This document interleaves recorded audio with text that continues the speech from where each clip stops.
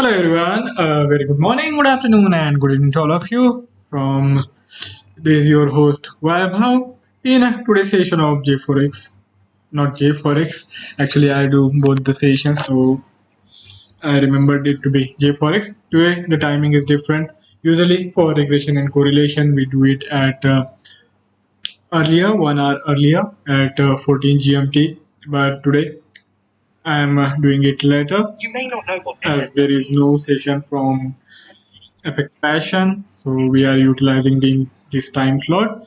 Now in today's session of regression and correlation, we will be looking at the price development so far, today being the last day of this week. We won't be looking into the initiation of the new trades. Rather than that, we can utilize this to wrap up the week and see how things have shaped up, and also what is the implication of this as we will be signing off for this week, and possible moves which we can make once we come back on Monday. So let us now head to the JForex4, the newly released trading platform from the Dukascopy Bank SA. This is the USD JPY chart with the each candle period defined at 5 minutes, and I have added the SMA 12 and SMA 24 to look at the average price prevalent over last 12 hours, 1 hour and 2 hours respectively, and this donkey on channel 24 and 48 to get the average price prevailing over last this is the average range prevailing over last 2 hours and 4 hours respectively. Now if we look at the price formation of the USD JPY in today's session, it has been more of sideways with slightly biased trend on the lower side, the bearish side, but it is not overtly bearish. Rather than that, it is simply trading in a range with the resistance coming into play around 130, and on the lower side it is finding support just little above 129.5. And if we consider the price action for last couple of days, we have seen it hovering just in this price band. 131 has been the highest point reached after this turnaround from the lower levels, but after that it hasn't found sustained move on the upper side. Instead it has been capped, these gains have been capped closer to this prior swing high, and this time around it seems to be forming a lower high. So if this holds and if we see it consolidating, as today being Friday, we can't really look to initiate the new trade. But if I see on the Monday also the USD JPY trading below this range, then I think we will have to gear up for the possible move towards 129 or even below that. As for last couple of days, the 131 has been a crucial resistance, and keeping that in mind, we can look to profit from this possibility. Now for the intraday perspective, we will have to consider if the JPY is bullish against the dollar or not. The USD JPY made this high, the day's high at 130.27. From there on, it has been making these lower highs and lower lows, but here this high was higher, but still it is not really likely to change the trajectory, which has been slightly bearish for today's session. It is more of a consolidation day with this price range of around 130 being its higher side and 129.5 being its lower side level, support level. And if we have to now compare it with how things are unfolding for other major currencies trading against the dollar, most of the currency crosses in today's session are having a narrow range. The Euro USD is not really moving that much. It is trading within the 50 range, and if we go back in time, for most part of the day it was having even narrower range. It expanded somewhat after this jump on the lower side, but still its price formation is conducive for the buy on dips trade. In yesterday's session, we saw this dip toward this prior swing lows, and from there the turnaround happened. Today also seems to be a similar story. The price dipped just slightly below this immediate swing low, and from there on it is finding some support and trying to rebound. So for Euro USD, the price formation is still conducive for adopting the buy on dips approach, which has been our mainstay of trading in Euro USD for last couple of days, or even you can say couple of weeks, as its trajectory has been bullishly inclined. So whenever we have found it correcting and finding support on the lower side, the buy on dips would have been adopted. So if you have gone for those kind of opportunities, I hope you would have made good amount of money. And even now, the medium term trend, or even you can say not longer term but medium term, I would say, is still bullish. Unless there is fresh break below this prior swing low, we can still go for the trade with the hope of Euro USD again climbing towards 1.09 or even beyond that, or closer to this yesterday's high. So that possibility is there. Now we have to determine whether the euro is the best instrument to take a long position against the dollar, or if we have better opportunities elsewhere. So for that, let's see and compare the price trajectory of the euro with the JPY. So for USD JPY, the inclination is bearish, meaning the JPY is trading with the slightly bullish bias, which is also the case for Euro USD. And if we look at the price formation of the USD JPY, the JPY seems to be much more favorable for the short sell trade than the euro.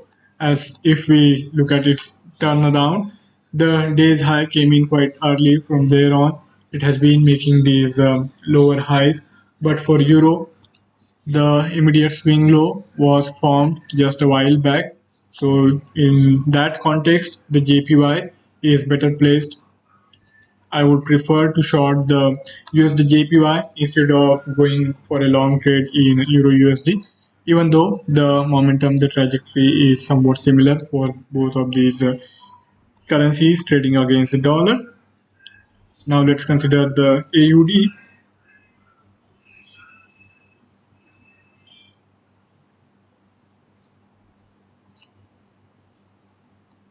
AUD USD also seems to be in a better position compared to the euro. AUD has turned the corner after making these lows just slightly below 0.71, and after that it has also gone sideways, just like the case for other major currencies. So same story for almost all these major currency crosses in today's session. Not many currencies are showing significant rise or significant decline in today's session. So today you can say is a day for shallow moves and simply playing the range. So same story here also, and the trajectory is similar. So we also have to adopt a buy on dips approach in AUD as well. Now the question is, if the AUD is more bullish than the JPY. For that, we will have to look at the immediate swing low and swing high formation. So USD JPY is also trying to decline again, and it had made its immediate swing low at 15:35 GMT. Let's compare the timeline with AUD. AUD made this high at around the same time. So it is almost identical. There is not much of a difference. Let's compare its hourly price formation. The hourly price formation is also bullish for the AUD USD, with its immediate low being higher than the prior low, which is not really the case for Euro USD. So we have to put it ahead of the Euro, but whether to put it ahead of the JPY, that is a tricky question now. And I think we can even give it more preference to JPY for short sell trade, and we are seeing this immediate swing high to be lower than the prior high. For AUD, the immediate low is just slightly above this prior swing low. So keeping that in mind, we can have more weightage for the JPY's bullish tendency against dollar compared to the AUD's trajectory against the dollar. So all these three major currencies are looking bullishly inclined in this consolidation phase, with the JPY being the strongest weight. Now let's compare the GBP.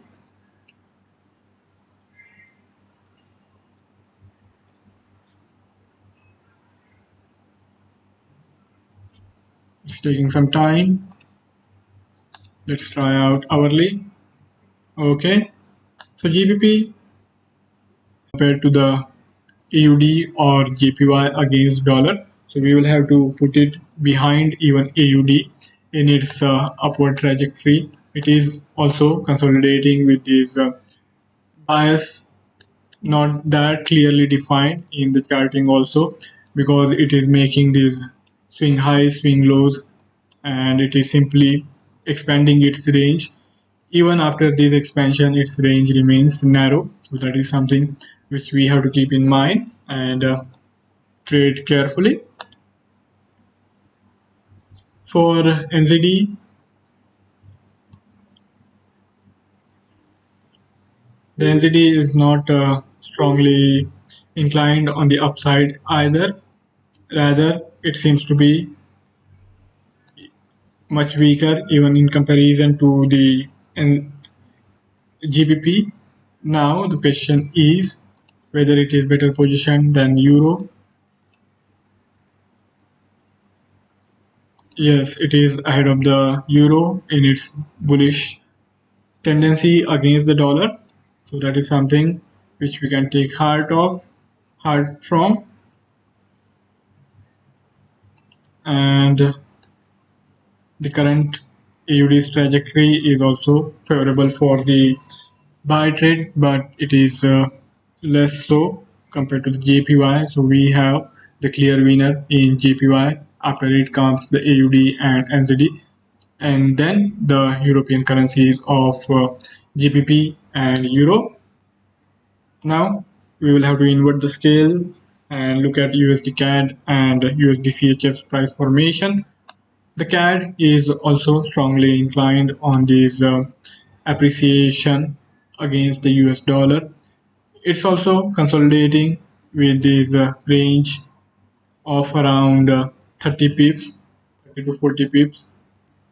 And if we look at its price formation, it is one of the strongest currency trading against the dollar. So today also it has to be placed even ahead of the JPY and all other major currencies. Yesterday also was the same story. JPY was the most bullish currency trading against the dollar, and today it is the same. So we have to keep looking for the opportunity to go short against the US dollar and go for a long trade in the CAD. So that trade I think is likely to turn out favorably for us. So pay attention to the price formation of the USD CAD for next couple of hours, and if you get the new trade closer to this immediate swing high, I think that can be utilized as the level to expect the CAD to hold.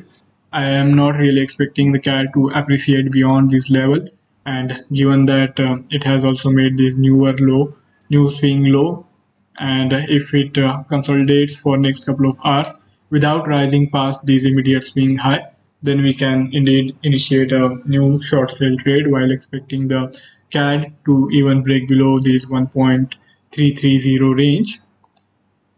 Let's see the USD CHF. CHF is not really that strongly bullish as is the case with CAD.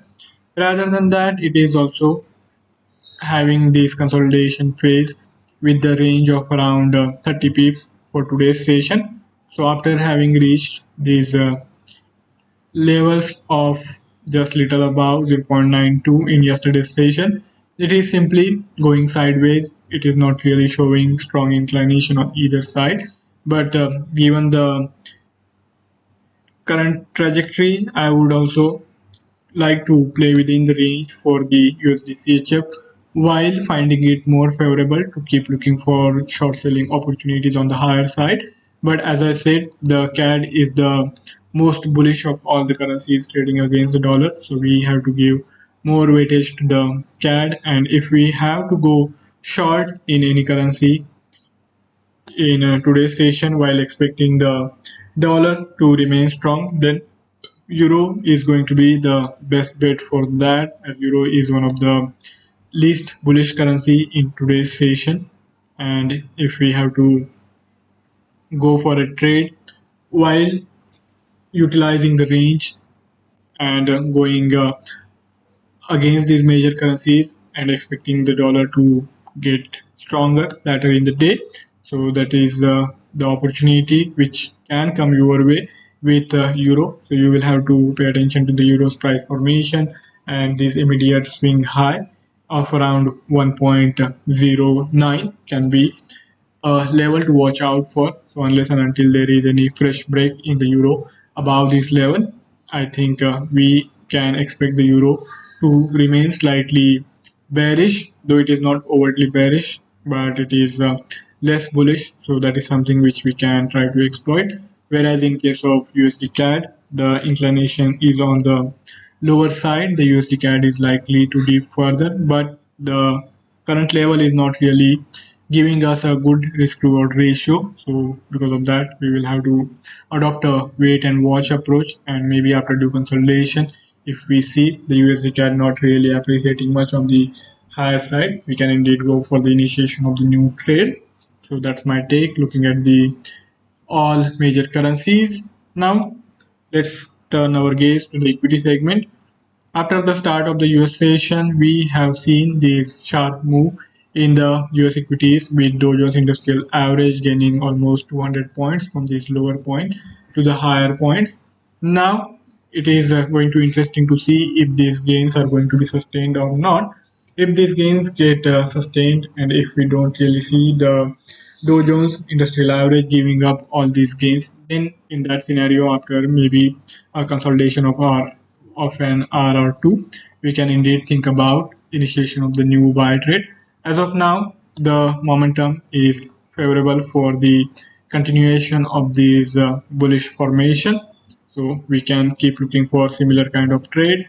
Then the question is if the Dow is the best choice or if we have better opportunities in other major equity indices for the US, which is Nasdaq and S&P 500. The Nasdaq seems to be more favorable for a buy trade compared to the S&P 500 as well as Dow Jones Industrial Average. The Dow made this immediate low just before starting this move on the higher side.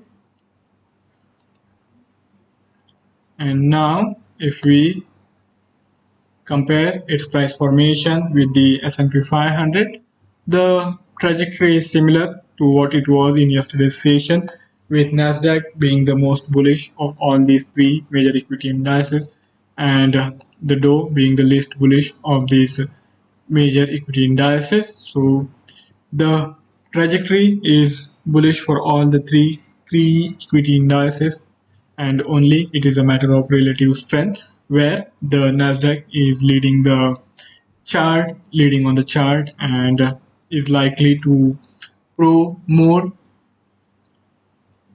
profitable if we go for it because it is having higher volatility as well as more strength on the upper side. There is more conviction in its moves as it is not really giving up its gains also, whereas for the Dow Jones Industrial Average it is having this correction even now with more decline from this higher side. So that is something which we will have to keep in mind and trade accordingly.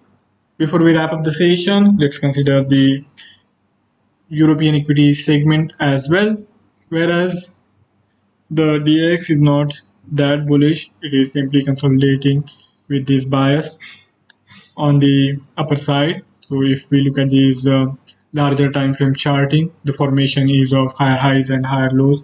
Even in today's session, it declined towards this prior low, and from there on, it has resumed its move on the higher side. But since we have better opportunity in US equities, I would not really prefer to go for any new trade in the European segment with these both equity indices simply trading in a sideways manner with less bullish tendency compared to the US equity indices. So the clear winner for today's session for a buy trade is the Nasdaq, whereas the DAX is the laggard of all the major equity indices which we have seen so far. And on the currency side, the CAD is the most bullish of the currency of all the major currencies trading against the dollar, whereas euro is the least bullish currency of all the currencies trading against the US dollar, major currencies trading against the US dollar. So that's my assessment of the current price scenario after having looked into the timeline as well as the magnitude of the moves which have unfolded so far in the session. So see how you can utilize this information to plan your trades and try to maximize your profit while trying to minimize the losses. So that's all from my side for today's session.